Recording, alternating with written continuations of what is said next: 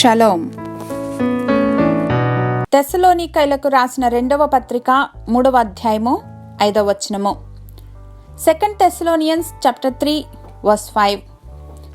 దేవుని యందలి ప్రేమయు క్రీస్తు చూపిన ఓర్పును మీకు కలుగునట్లు ప్రభువు మీ హృదయములను ప్రేరేపించునుగాక.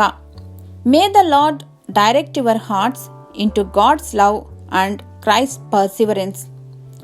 క్రీస్తులో అంటకట్టబడిన జీవితం కంటే మెరుగైన జీవితం విశ్వాసికి ఉండదు అనటంలో అతిశయోక్తి లేదు.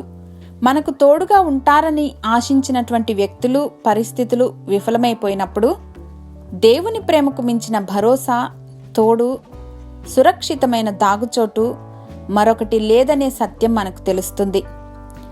For God is all we need and his grace is sufficient.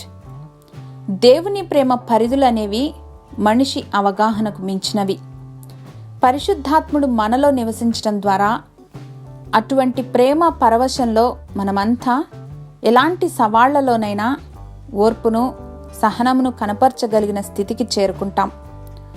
ఆకాశమందు నీవుండగా నాకు లోకంలోనిది ఏదీ కూడా అక్కర్లేదు అని చెప్పిన భక్తుని భావంతో మనం కూడా జత కలిసి శృతి కలుపుతాం. ఎందుకంటే దేవుని ప్రేమ సమస్త దుర్నీతి నుండి మనలను భద్రపరుస్తుంది. అన్నిటినీ తాళుకొనగలిగే త్రాణను మన ప్రాణములకు ఇస్తుంది దేవుని ప్రేమ.